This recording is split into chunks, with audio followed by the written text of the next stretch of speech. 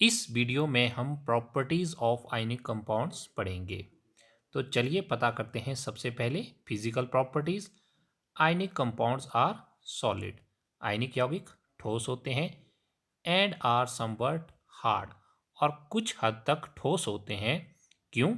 Because of the strong force of attraction between the positive and negative ions. Last video में हमने जब ionic compounds के बारे में पढ़ा था तब हमने जाना था कि मेटल्स अपने इलेक्ट्रॉन डोनेट करके कैटाइन बनाते हैं, जबकि नॉन मेटल एक्स्ट्रा इलेक्ट्रॉन लेके एनाइन बनाते हैं। कैटाइन पे पॉजिटिव चार्ज होता था और एनाइन पे नेगेटिव चार्ज।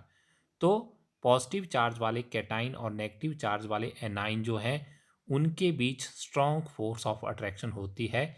इसी कारण आयनिक कंपाउंड सॉलिड और कुछ हद तक हार्ड होते हैं। Compounds are generally brittle and break into pieces when pressure is applied. ये हार्ड और सॉलिड तो हैं परंतु ब्रिटल भंगुर होते हैं और प्रेशर डालने पर ये छोटे छोटे टुकड़ों में टूट जाते हैं। तो देखिए अभी हमने पढ़ा कि आयनिक कंपाउंड जो थे वो सॉलिड होते हैं और साथ में ही समवट हार्ड होते हैं। और हमने जाना हार्ड होते हैं क्यों? बिकॉज वो आयनिक बॉन्ड या इलेक्ट्रोवेलेंट बॉन्ड बनाते हैं पॉजिटिव कैटाइन और नेगेटिव एनाइन के साथ। ये मेटल है, ये अपना एक्स्ट्रा इलेक्ट्रॉन जो है वो नॉन मेटल को दे रहे हैं, तो यहाँ पर पॉजिटिव चार्ज क्रिएट हो रहा है, कैटाइन बन रहा है और यहाँ पे एक्स्ट्रा इलेक्ट्रॉन आ रहा है तो नेगेटिव चार्ज वाला एनाइन बन रहा है। और पॉजिटिव और नेगेटिव चार्ज के बीच में जो है वो strong inter ionic attraction force होती है। तो हमने जाना कि आयनिक यौगिकों की भौतिक प्रकृति कैसी होती है। धन एवं ऋण आयनों के बीच मजबूत आकर्षण बल के कारण आयनिक यौगिक ठोस एवं थोड़े कठोर होते हैं। ये यौगिक सामान्यतः भंगुर होते हैं तथा दाब डालने पर टुकड़ों में टूट जाते हैं। तो चलिए अब पता करते हैं कि इनका मेल्टिंग एंड बॉइलिंग पॉइंट कैसा होता है। Ionic compounds have high melting and boiling points. इनका मेल्टिंग पॉइंट और बॉइलिंग पॉइंट ज़्यादा होता है। This is because a considerable amount of energy is required to break the strong inter ionic attraction. Cation और anion के बीच में जो स्ट्रॉन्ग इंटर आयनिक अट्रैक्शन होगी उसे तोड़ने के लिए ज़्यादा मात्रा में एनर्जी चाहिए होगी। इसीलिए इनका मेल्टिंग पॉइंट और बॉइलिंग पॉइंट जो है वो हाई उच्च होता है। तो चलिए इस टेबल के माध्यम से कुछ आयनिक कंपाउंड जैसे कि sodium chloride, LiCl, CaCl2, CaO, MgCl2। देखिए NaCl सोडियम क्लोराइड का मेल्टिंग पॉइंट है 1074 केल्विन, जबकि बॉइलिंग पॉइंट है 1686 केल्विन। जबकि मैग्नीशियम क्लोराइड का देखें तो 981 केल्विन मेल्टिंग पॉइंट है, जबकि 1685 इसका बॉइलिंग पॉइंट है। बात करें CaO कैल्शियम ऑक्साइड की 2850 केल्विन मेल्टिंग पॉइंट है इसका, बहुत ज़्यादा। जबकि बॉइलिंग पॉइंट जो है इसका वो 3120 केल्विन है। तो यहाँ से ही पता लगता है कि आयनिक कंपाउंड्स के मेल्टिंग पॉइंट और बॉइलिंग पॉइंट जो है वो हाई हैं। तो हमने जाना गलनांक एवं क्वथनांक। आयनिक यौगिकों का गलनांक एवं क्वथनांक बहुत अधिक होता है क्योंकि मजबूत अंतर आयनिक आकर्षण को तोड़ने के लिए ऊर्जा की पर्याप्त मात्रा की आवश्यकता होती है। चलिए अब पता करते हैं सॉल्युबिलिटी घुलनशीलता के बारे में। Electrovalent compound ionic compound are generally soluble in water. ये पानी में घुल जाते हैं, आपको पता है। सोडियम क्लोराइड खाने का नमक पानी में आसानी से घुलता है। And insoluble in solvent such as kerosene and petrol, जबकि ये मिट्टी के तेल, पेट्रोल इत्यादि में अघुलनशील होते हैं। तो हमने जाना वैद्युत संयोजक यौगिक या आयनिक यौगिक सामान्यतः जल में घुलनशील तथा कैरोसिन, पेट्रोल आदि जैसे विलायकों में अविलेय या अघुलनशील होते हैं। चलिए अब देखते हैं conduction of electricity.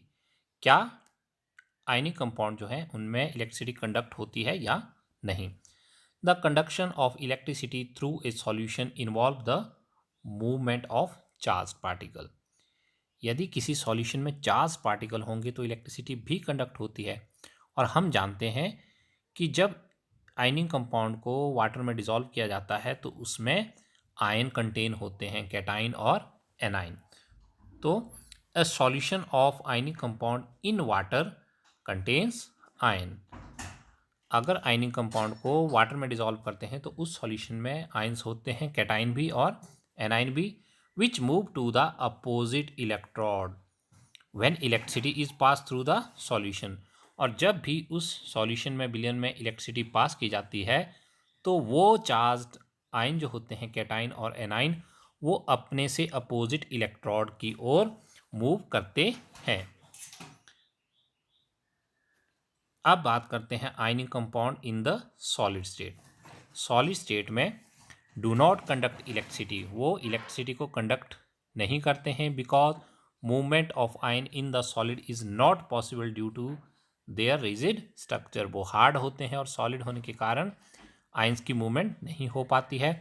But ionic compound conduct electricity in the molten state, जब वो पिघले हुए होते हैं तब वो इलेक्ट्रिसिटी को अपने में से प्रवाहित होने देते हैं। This is because in the molten state since the electrostatic force of attraction between the oppositely charge ion are overcome due to the heat. गर्मी के कारण जब सॉलिड से वो पिघल जाते हैं तो आयन जो होते हैं वो फ्री मूव कर सकते हैं और कंडक्ट करते हैं इलेक्ट्रिसिटी को भी। तो हमने जाना विद्युत चालकता। किसी विलयन से विद्युत के चालन के लिए आवेशित कणों की गतिशीलता की आवश्यकता होती है। और आयनिक कंपाउंड या आयनिक यौगिकों के पास आवेशित कण होते हैं, उनके पास धनायन और ऋणायन दोनों होते हैं। आयनिक यौगिकों के जलीय विलयन में आयन उपस्थित होते हैं। जब विलयन में उपस्थित धारा प्रवाहित की जाती है तो आयन विपरीत इलेक्ट्रोड की ओर गमन करते हैं, जाते हैं। ठोस अवस्था में आयनिक यौगिक विद्युत का चालन नहीं करते हैं क्योंकि ठोस अवस्था में संरचना के कारण आयनों की गति संभव नहीं हो पाती है। लेकिन आयनिक दृढ़ यौगिक गलित अवस्था में, पिघली हुई अवस्था में विद्युत का चालन करते हैं क्योंकि गलित अवस्था में विपरीत आवेश वाले आयनों के मध्य स्थिर वैद्युत आकर्षण बल ऊष्मा के कारण कमजोर पड़ जाता है। इसलिए आयन स्वतंत्र रूप से गमन कर सकते हैं और विद्युत का चालन भी कर सकते हैं। तो आज हमने जाना कि आयनिक कंपाउंड, आयनिक यौगिकों की क्या क्या प्रॉपर्टीज हो सकती हैं, और हमने पढ़ा कि इनका high melting point and boiling point है। और ज़्यादा मेल्टिंग पॉइंट और बॉइलिंग पॉइंट होना इंडिकेट करता है स्ट्रॉन्ग बॉन्ड स्ट्रेंथ का, कि इनके बीच में जो आबंध हैं वो मजबूत हैं, उनकी मजबूती बहुत अधिक है। Most are in crystalline solid at room temperature, ये सॉलिड होते हैं रूम टेम्परेचर पर। Ion in a regular geometric pattern crystal lattice, और ये क्रिस्टल के रूप में होते हैं, हार्ड होते हैं, ब्रिटल होते हैं, कठोर होते हैं और भंगुर होते हैं, प्रेस करने पर छोटे छोटे टुकड़ों में टूट जाते हैं।